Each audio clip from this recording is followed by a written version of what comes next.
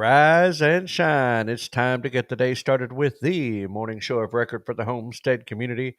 It is the Farm to Table Direct Show Morning Edition. Well, good morning. Good morning. Sorry I didn't get the notification out till about 20 minutes ago, 30 minutes ago. But yeah, anyway, today's show topic Gardening 101, planning and preparation. But we'll get into that here in just a little bit. Uh, Welcome in, everybody, when you get here or when you get a chance to watch this. Especially my morning crew, who I'm sure will be jumping in here just any minute now, as soon as they find it all. But anyway, I hope glad to have you all with us and hope your day is off to a great and wonderful start. Good morning, Joy Bartlett. Glad to see you in this morning. Anyway, it is shaping up to be a rainy, stormy day down here in western Arkansas today, and I think other parts of the state as well. But a lot of threats of some severe weather throughout the morning this morning. We'll see what happens. But speaking of weather, let's head on over to our good buddy Jack. Good morning, Scotty. Glad to see you in with us. Let's head on over to Dyer Family Farm for the Redneck Weather Report and see what Jack has to say about all this.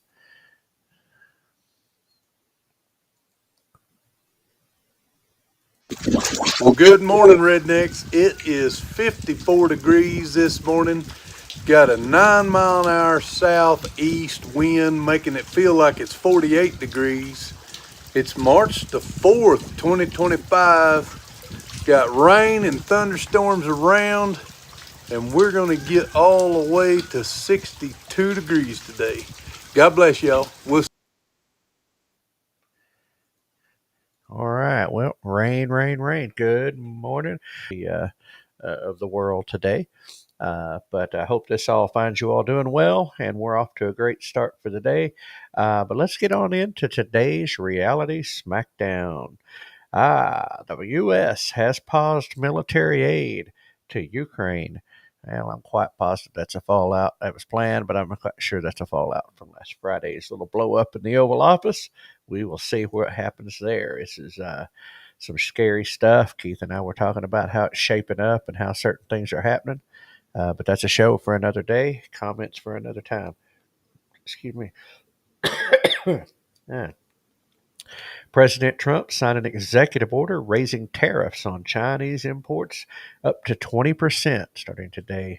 I also know that I think they added an additional 10% to Mexico and Canada. So, yeah, he's following through on that promise. So, anyway, here we are.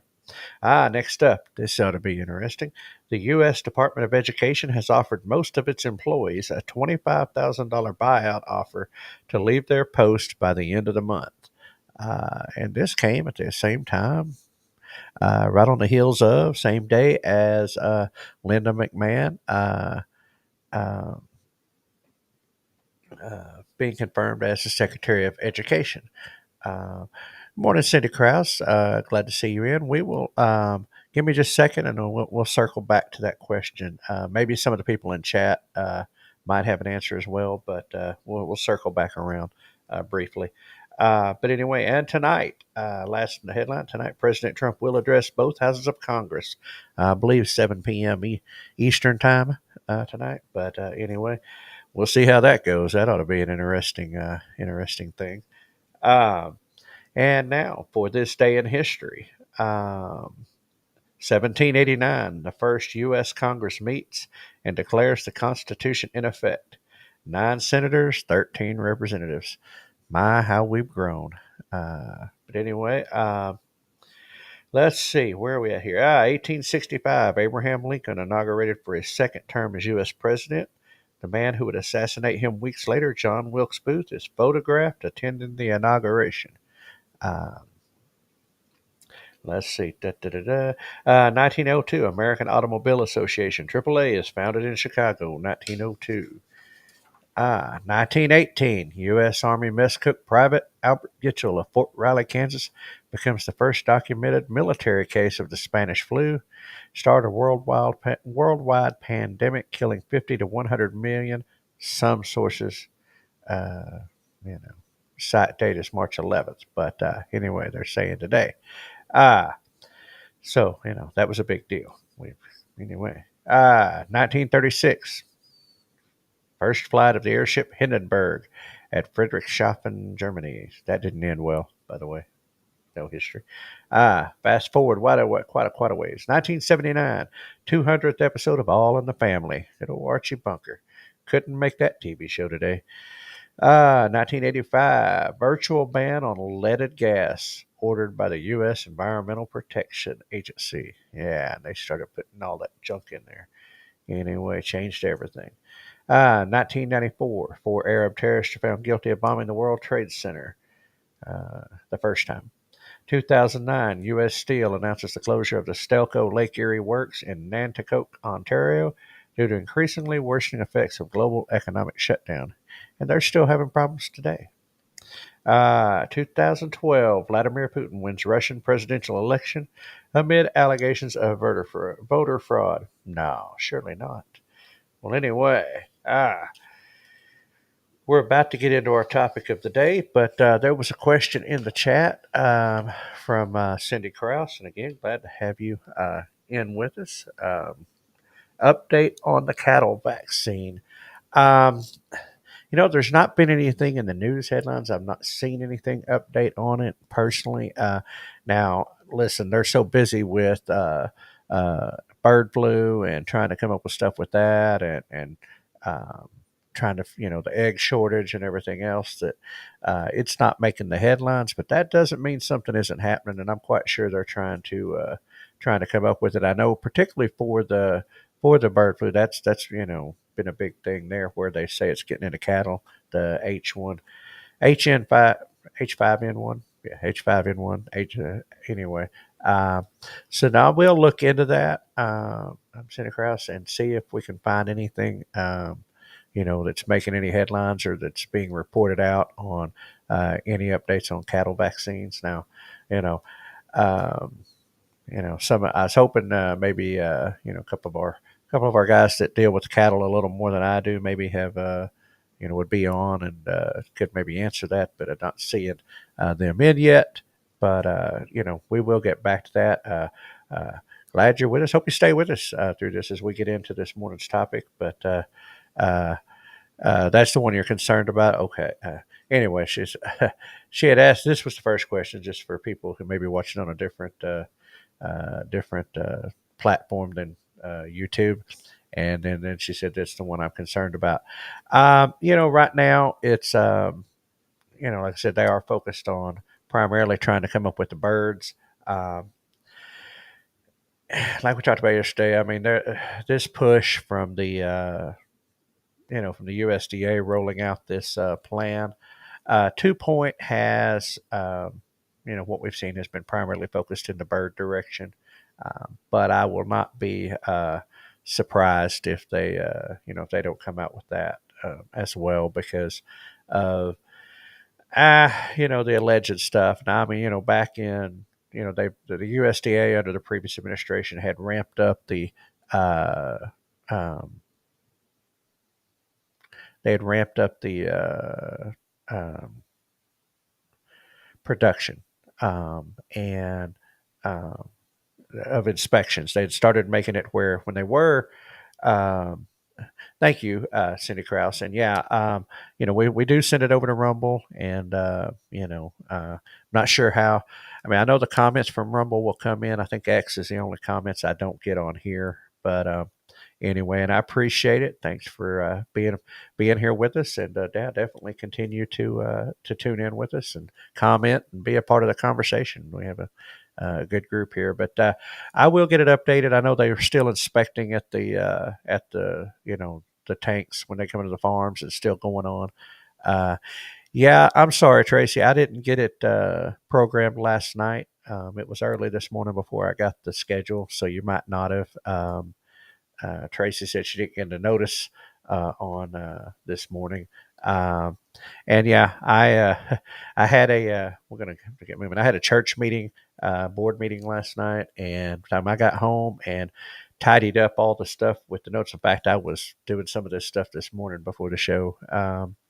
Be honest with you, I just didn't fire the computer up and get the schedule out, and that's on me. It was just a super busy day yesterday.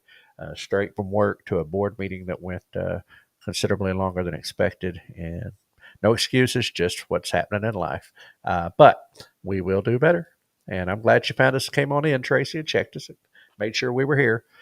But anyway, so let's start getting into this morning's topic.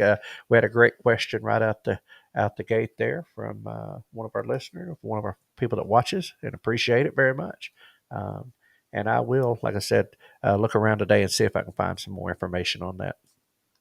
Um, so anyway, gardening 101, planning and preparation. Well, garden season is up on us. Spring is just around the corner. I hope. I shaved all my hair off, Anyway, so I hope it's coming. Uh, anyway, spring is right around the corner, and many have already started their plants indoors. Some already have their soils tilled, raised beds filled, and wicking tubs started. Onions and potatoes may already be planted. Some people may be planting indoors, got their starters, etc., going on. Oh, but fear not. It is not too late to start the process and have a productive and successful gardening journey this year. Today, we're going to cover a few basic steps in the process to getting your garden started. Now, I expect I'll probably get a few good comments this morning. We got some people who garden regular, and so you can help me along. I've done it, but by no means an expert. Um, so, it all starts with a decision. Well, or maybe a few decisions. But anyway, the first is deciding that you do indeed want to grow a garden. And you may say, well, of course I do. Well, not so quick, my friends. Now, I'm not one to discourage anyone from doing this because it's definitely one of the best things you can do to move yourself further to the right on the self reliant scale. Um, However, one must understand upfront that it's a labor of love. You have to spend time, effort, and money all up front in the hope that you will have a good harvest. Um, you must also realize that there will be setbacks and mistakes along the way, so you must make the decision that you're going to invest and see it through to the end. I know the frustration when you're halfway through the season and you think you're starting to get things going, and all of a sudden something wipes it out and you lose what you did. And so it is up and down. It is you got to be willing to stick with it and learn from what happened. There's no failures. There's just mistakes or unfortunate circumstances. So we learn from it. But anyway, if you can't learn, that's and try again, just like I'm going to this year. Uh, anyway, oh, excuse me. Uh, Lewis Acre Farm. Meet me Monday. Now, Tracy, is that a is that what you're doing Monday, or is that a private message? Anyway, sending that out to a friend. uh, but anyway, sorry. Let me see. So back to where we're at. Now, that being out of the way, as far as just a little uh, statement at the front to kind of caution, but let's get busy making plans. One question you got to ask and try to decide is what type of garden are you wanting? Are you talking about an herb, vegetable, medicinal? Kind of get my point that not all gardens are created equal and that we need to decide exactly what we're going to do as far as what type of garden we're looking, or multiple. You can do more than one. Uh, what method are you looking at using? My traditional tilling, raised beds, wicking tubs, container gardening, aqua or hydroponics, something like that. So, what type of garden? Now, this number three, what are you going to grow? Now, it seems like an obvious question, but seriously, what are you going to grow? Uh, oh, okay. Okay. Sorry. Okay, Tracy, thank you.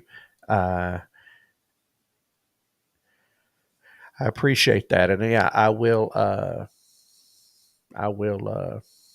try to check that out right quick here after in just a little bit. Okay. So, what are you going to grow? Now, you're going to grow things that you want to eat. You're going to grow things that others want to eat, things you want to preserve, or things you want to sell, or all of the above. Because these things matter. Again, you've got to know what, going in with a plan, even a loosely shaped plan is better than just willy nilly no plan. Now, this question right here that you got to ask yourself and determine is, do you have adequate water? Um, that's a big thing. If you ain't got water, you're not growing much in the way of garden. Now, follow-up question to that is, how are you getting your water? And we're going to get into this probably more tomorrow, but I'm going to cover some of it today. How are you getting your water? Tap water? I don't recommend it, but tap water, well water, rainwater collection, or question mark. Like I said, decisions that need to be addressed before you ever start. Now, like I said, I'll talk about water later and why. Something that's I've done, and I think I'm going to change. But anyway, we will see. So now that we've worked through the list of questions that you need to answer before you begin, let's take a closer look at some of these individually. Now, I'm going to deal primarily with the vegetable garden, as this is what I have done and intend to do again this year, with a few adjustments on how I have been trying recently. Like I said, make mistakes or do things that doesn't work out. You want to do things a little differently. So first, let's look at traditional tilled gardening, i.e., breaking up the soil, putting what you need to in it, fertilizers, etc., and planting it straight in the ground. Now, I remember doing this with my dad when I was a kid. Keith and I both out there worked at that. Our sisters, mom, everybody. Now, a little disclaimer: my dad tended to overdo things, like growing a huge garden that would produce more than we could possibly consume. Took lots of time and hard work and just consumed all that. So, that being said, I do recognize that it can be done scaled down, measured in square feet versus acres. Um, 6 acres and half of it was under garden is what it felt like. It wasn't half, but it was quite a bit. And like I said, way more, especially corn. Oh my gosh, did we plant corn? But anyway, uh, so just understand that you can do this in small space. Um, it's okay. But the two things that all gardens require are good soil and water. So if you want to plant using the traditional method, then you need to know what your soil nutrient levels are. Now, like I know the soil where I live is mixed. A lot of clay, some regular brown dirt, rock everywhere. It's all rock. I have a rock farm up here. It's what happens when you live up on the top of it.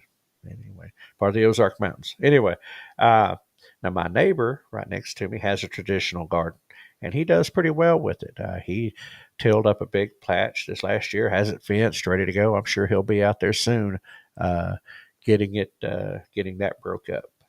Maybe not, but he's lived here for 40 years plus and has grown a lot of garden.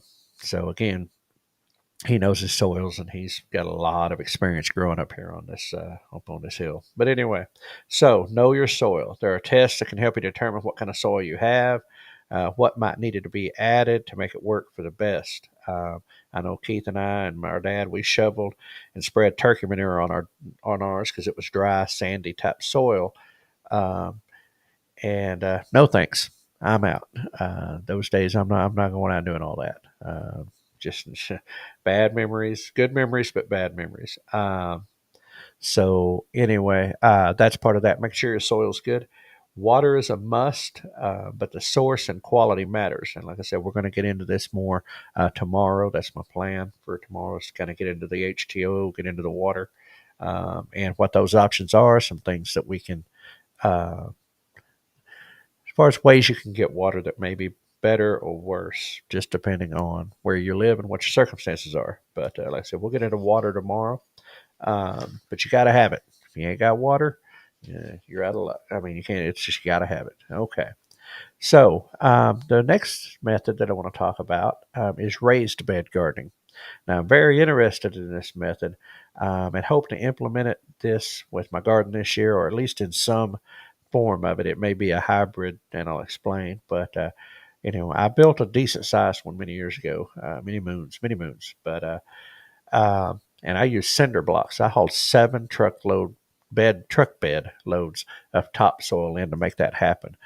You want to talk about worn smooth out? Now that was a lot of work, but it was also a very productive garden. Now I don't think I'll go that big again. That was, like I said, that was a lot of work. I was on a place where I couldn't plant directly into the soil. and the property ground had been contaminated in different ways, and I wouldn't have trusted anything that would have grown there. And so raised bed was the way we went. And like I said, we had a very productive garden that year. I do understand this one. Um, and like I said, I guess I do have a little bit of my dad in me because I went way bigger than I needed to. But so lesson learned. Now, I feel like raised bed gardens have several advantages. First, one is that you build your soil. Um, you're putting the soil into the raised bed. You can put in what you need. Uh, and Tracy said, I'm going to highlight that. I use a mix of how I garden. Yeah. And I think it's important to do that. But anyway, you build your soil with raised beds. You build your soil up. Now, the lasagna method is one method. Where basically you've got soils and you've got different things. Joy said that. Thank you for that. Yeah, and that's what I'm dealing with. So probably why it's going to happen. But anyway, so again, like I said, you can lasagna layer. You can put in your compost. You can put in um, different things and build your layers up so that you get a real nutrient dense soil built in this bed. It's going to cause there's just a lot of positives there. Uh, Number two, one of my favorite parts, you don't have to bend over quite as far or get down on your knees as much. That's why I'm not about being down on my knees, down having to be down in the dirt, bending over. I want it up where I can reach it. I don't have to bend over. And now, number three, you can more easily control weeds and pests due to weed barriers um, and that type of things. Put down one things I read was like putting cardboard down on the bottom if you're up against the actual ground or even whatever, but that helps prevent weeds. And number four, space management. You can build your garden to fit the space you have. You don't have to till out this big area. You can set the beds in different patterns around the border of your yards or, wherever you get the best sunlight. You can kind of build it to your space. And then one of the things I like is you can more easily separate plants that don't need to be next to each other. Because I did plant some things. I thought they were far enough apart. They weren't, and I had some, how should we say, hybrid. And when I say that cucumber and squash don't taste good when they have cross pollinated, I will tell you they don't taste good when they've cross pollinated. Uh, Taste good separately, but not together. So I had some zucchini and a little bit of cucumber that. Uh, uh, anyway, I will get right back to that. Robbie, thank you. That's important. I will. That's important. Thank you. Helps me out. Uh, so Rebecca says she has clay soil where she lives, so she'll be doing raised garden. Big thing with clay soil, is it retains water. It just doesn't. And good morning, Rebecca. Glad to see you in. Um, the clay, it tends to hold the water, which is good, but it doesn't drain enough, and so you can end up with trying to get that one. Clay does not like to till; it doesn't like to dig up, and everything else. So I will say that raised bed, I would definitely, and I've got a mixture of rock and clay and some dirt, and so for me, raised bed or containers, and we're going to get into that in a minute. I'll be the way I go. So anyway. Um, and like I said, you can separate. Now, these are things I know from experience I've dealt with, and like I said, it's kind of where I'm headed back to for where I'm at now. When I was gardening in town, I did small container gardening, which is they're great for space. I mean, container gardening and vertical gardening. Two great options for small spaces and growing a limited amount of food. And when I was in town, that's what I did. And I had some moderate success. A lot of not real great, but I felt like I was kind of knocking the rust off. It'd been so many years since I had done it. Uh, Now another thing that I'm very interested in, and like I said, I'll probably do a mix this year of things. Wicking tubs, that option I'm very interested. All the advantages of a raised bed garden, but you're not going directly into the soil. It has a floor, uh, and but they encourage you get real strong roots because the plants are sucking the water from the bottom. You're not watering from the top, and the plants determine the water usage. They get what they need, uh, so typically they don't get over watered. And that was one thing that I was my last couple of times that I know my wife and I did was we over watered our gardens, and that's a bad thing. That's almost worse than no water. Going back and forth, water management was not on our strong suit, so some things that's going to have to change for that, and wicking tubs could help solve that. And I would say, see our video on it. But we go back through our videos. We did a video with a friend of ours, Andy Barnes, and he had showed his wicking tubs, and him and Keith did a great job on that, and Andy did a great job explaining the wicking tubs. And if you want more information, certainly it's out there. Gardening with Leon is definitely the top notch, but that's where so I recommend him as well. But like I said, we do have a video on it back in our videos. Like I said, I talked about container and vertical. Vertical is good in a real small space. You want to grow up just in a real small space. So now, aquaponics and hydroponics are two methods of growing plants using uh, different than the more traditional means. If you know anything about it, I'm not going to dig into these because they're far more in depth than we can adequately cover here because I'm already running up against the clock. Uh, but I do highly recommend you watch our documentary video about olive branch aquaponics. It's why aquaponics should be the heart of every homestead. Uh, Bob Ryder and Casey uh, with with Olive Branch Aquaponics, and they are excellent at this. I am very curious about this. It is a long term plan. It's on my long range forecast. I want to do aquaponics because one, I get fish. Two, I get 4 growing seasons a year. So you can grow year round pretty much. A couple of things details I got to work out as far as space, where it's going to go, and some other stuff that questions I have for different things. But anyway, that's a different story. Like I said, we can but those are two other methods of growing. So today we've covered some of the basics. Now tomorrow we're going to talk about water. Like I said, how important it is to the success of your gardening adventures. And so that will be on the topic tomorrow. Um, you know, some of you have already commented in the chat about how you're going to do it this year or what your methods are in a mix. Certainly feel free to leave those in the comments or um, perhaps even down in the comments themselves if anybody watches this later. What your preferred method of gardening is or what you're going to do this year. But again, this is just the beginning. We're going to be on the gardening subject pretty much the rest of the week, as it is that time to start. I've got to get going on mine. But anyway, so just a few things to think about, a little bit of food for thought, so to speak. But anyway, so there it is. We're going to get the beginning. We're going to get into some soil additives, I think, if I can find the information. But definitely water, high tunnel. Yeah, I'd forgot about that one. Yeah, that's high tunnel growing. That's another one that's a very similar thing of where it basically, you're helping the sun, you're helping keep your ground warmer, allows you a better growing season. I know people in Alaska and stuff use the high tunnels a lot. And so, yeah, very interesting. You know, I like the mixture of things. I like to look at different options, and especially that will extend the growing season, allow more productivity. Um, so, anyway, let's move right on to the tip of the day. Reread books or rewatch movies. The stories don't change, but your perspective does. And that one kind of hit me. It's like, that's what, I don't, once I watch a movie, it takes a long time before I'll usually go back. Now, books, I love reading books when I get the opportunity.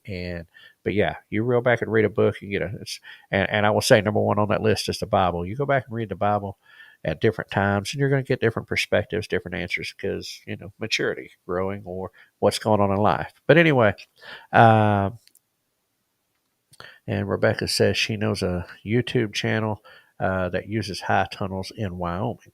Uh, I can see that. They get a lot of snow up there, wind as well. It's dry. It's actually a drier soil than most people realize up there in most parts of it, or it's very rocky.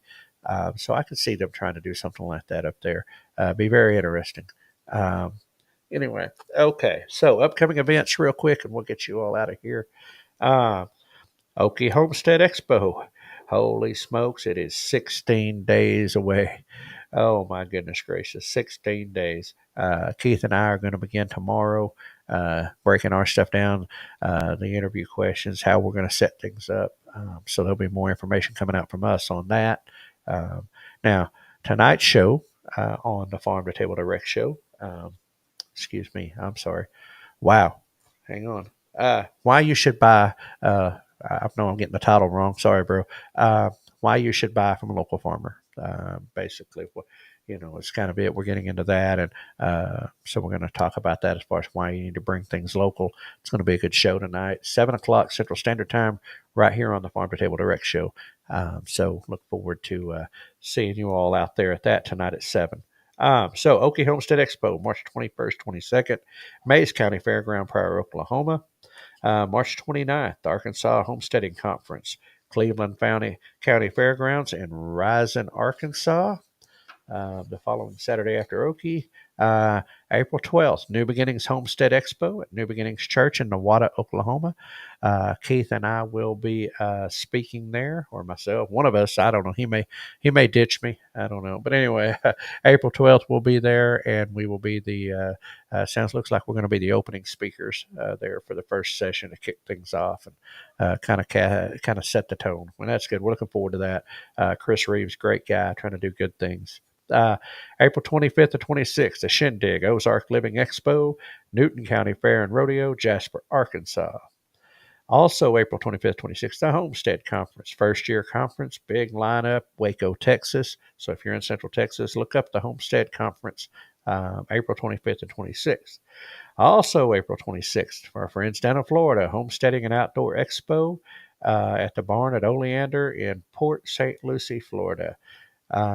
April 25th through 27th, the 10 Killer YouTube meetup, Lake 10 Killer, Oklahoma, Cherokee Landing State Park, Creek Shelter, RSVP to 10 Killer YT Meet Up, 10 Killer YT Meet Up at gmail.com. So RSVP.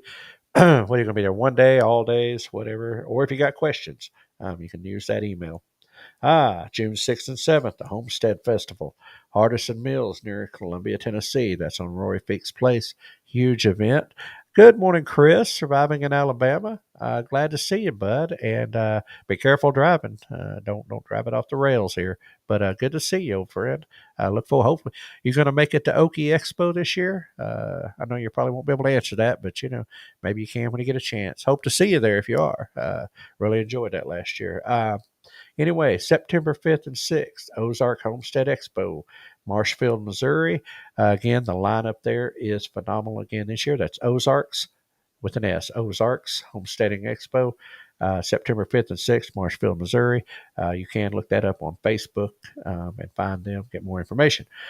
September 26th and 27th, our very own Oklahoma Homestead Rendezvous, Southeast Expo Center, McAllister, Oklahoma. Super looking forward to that. We are. That is just going well, and the planning and everything coming together really nicely this year. And October 10th and 11th, Homesteaders of America Conference, Front Royal, Virginia. I haven't got any new updates on the tickets, so I'm assuming they probably still have a few, but I will check.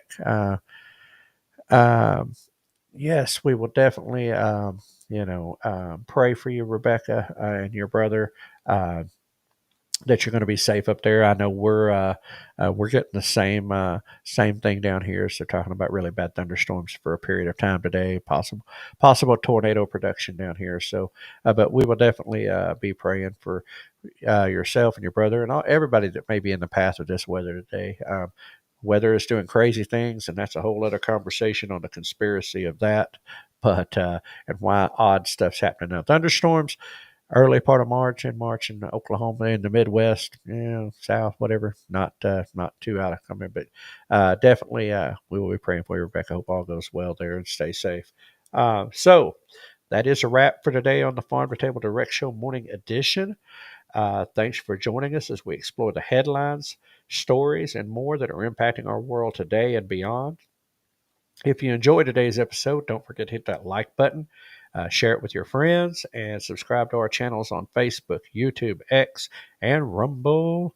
It is the best way to stay connected and help grow the conversation about food, farming, and community. So until next time, keep your roots deep and your vision growing. Good food starts with great people, just like y'all.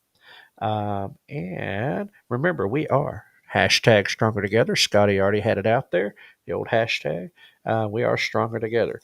Be a blessing to someone today. And, as Tracy just said, bless you all. Be safe and well. Yes, all of you, please be careful out there today if you're in the weather patterns.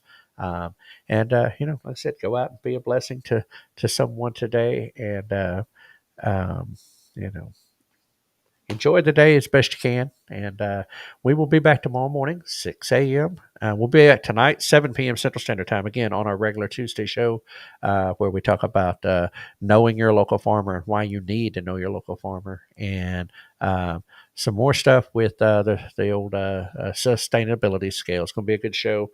So look forward to that tonight. And then tomorrow back 6 a.m. and we'll get into some talking about water, high quality H2O. Anyway, we will look forward to seeing you all tomorrow. We'll see you on the other side, and we'll get Hank to take us on out of here. No humans were harmed in the production of this podcast.